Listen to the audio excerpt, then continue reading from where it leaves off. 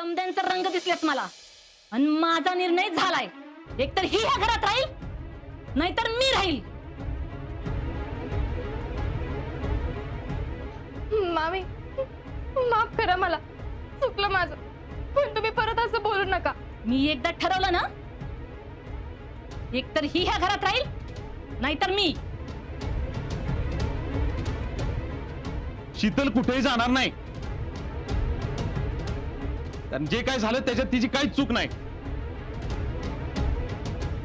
मान्य आहे, काही गोष्टी आपल्या मनासारख्या झाल्या नाहीत, पण त्याच्यात तिची काहीच चूक नाही. त्यामुळे ती कुठंच जाणार नाही. ठीक आहे, मग मी जाते ही घर सोडून.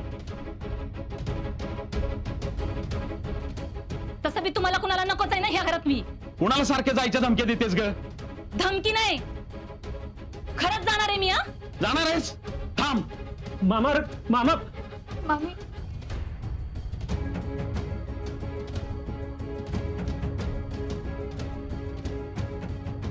बघा होता घर सोडून जाईन, घर सोडून जाईन. मी काय बोलत नाही म्हणून हिंमतच वाढत चालली आहे तुझी. हा, सारखं उठायचं आजाला बोलायचं, सारखं उठायचं जिजेला बोलायचं, तोंडाचा पट्टा चालूच असतो तुझ्या. अरे दरवेळी काय तुला ऐकून घ्यायचं का? हा, घरात शांती नाहीये तुझ्यामुळं. तुला जायचंय ना? ठीक आहे, ठीक आहे, ठीक आहे, ठीक आहे. जा. मामा अरे काय करतो तू? राजा, तू मध्ये बोलू नको बरं का. मला पण बघायचंय कुठं जातील, काय करती. समजले यार, तू का असं वागतोय? जिजे मध्ये बोलू नको. तिला जायचंय ना, जाऊ दे. मामा अरे ऐक मामा. बघ राजा, तू काय तोंडाकडे बघतेय? चालले अशी एकटी जाणार नाही मी. माझ्या पोरीला घेऊन जाईन. जेडे चल.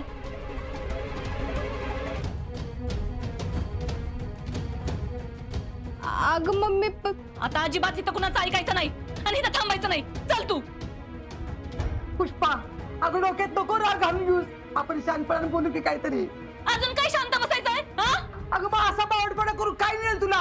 मी काय बी केलं ना तरी तुम्हाला बावटपणा दिसतो माझा.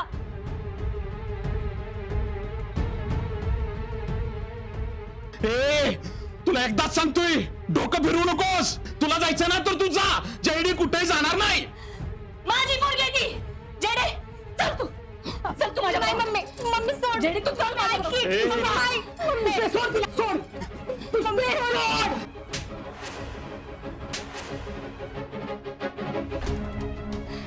हेच बघायचं होतं ना तुला. झालं समाधान. पुष्पे, तू पोरीवर कशाला हात उचललास? ओ, माझ्यावर ओरडायचं नाही. हा, तुमच्या आईनं कुठल्या अधिकाराने माझ्यावर हात उचलला? त्याच्यापेक्षा जास्त अधिकार आहे माझा माझ्या पोरीवर. माझी पोरगी आहे ती. प्लीज तुम्ही भांडू नका. शीतल, तू थांब. मला हिची नाटकं माहिती आहेत. हिचं रोजच आहे. तुला कुठं जायचंय तिकडे जा.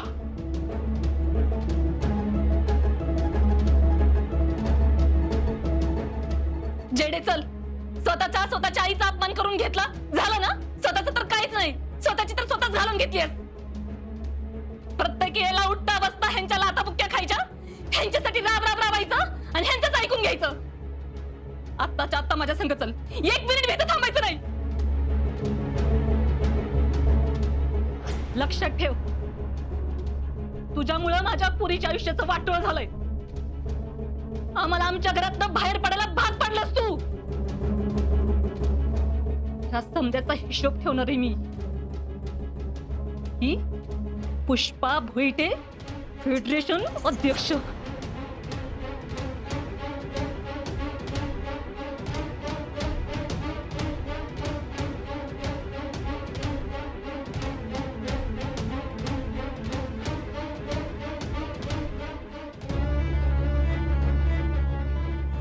मामी थांबा प्लीज, जाऊ नका. मामा थांबा की मामींना. जाऊ दे, कुठं जायचंय तिकडे. मामा प्लीज असं बोलू नका. थांबा त्यांना. काय गरज नाही थांबवायची. जीजी तुम्ही तरी थांबा. अगं ती काय माझं ऐकण्यातली हायवे ग. पण त्या घर सोडून निघाले. कोणीतरी थांबा. शीतल, नको काळजी करू. जाऊ दे तिला. तिला अशी अक्कल यायची नाही. 2 दिवस गेले ना की येईल ताळ्यावर. मामा नका बोलू असं. जीजी त्यांना असं वाटतंय ना की हे सगळं माझ्यामुळे झालंय. त्यांना मी या घरात नको असेल तर मी जाते, पण त्यांना परत घेऊन या. अगं पुरी, तू कशाला घर सोडायच्या गोष्टी करतेस? तुझी काय चूक आहे? नाही जीजी, मामींना माझ्यामुळे घर सोडावं हे मला पटणार नाही. मी या घरात नवीन आहे, पण आजपासून मामींना या घरासाठी लई कष्ट उपसल्यात. त्यांचा जास्त अधिकार आहे जीजी. कसला अधिकार?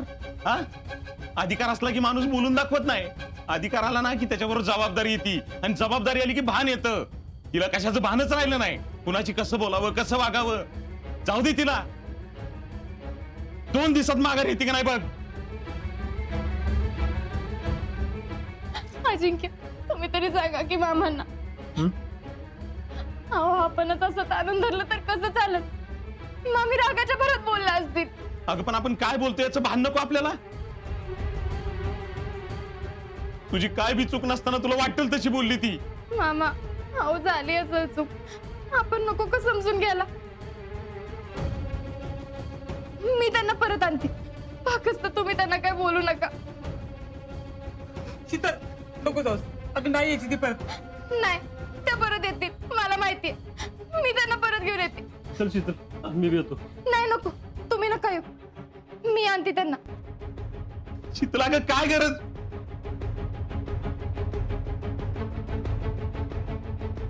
मम्मी ऐकून घे की. पुष्पा,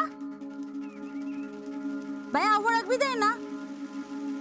आणि कुठे चालली अशी तरा तरा? ओ अध्यक्ष, अहो थांबा की. मम्मी, अगं जाऊया ना घरी. अजिबात नाही. तुला नाही म्हणून सांगितलं ना. कुठे चाललं एवढं तरा तरा ग? चालले हे गावात घर सोडून. काय होय, काय झालं? आली की ती नवी नवरी, सांभाळेल की. आमची काय गरज आहे? असं कसं? तुमची काही गरज नाही होय? पण त्यांना तसं वाटत नाही तर काय करणार? अगं पण ते तुमचं घर आहे ना, असं काय रागाच्या भरात करू नको. चल घरी चल बघू. कुठल्या घरी? अगं तुमच्या घरी. तुम्ही मास म्हणाल, पण आमचं घरही त्यांना बी वाटायला पाहिजे ना.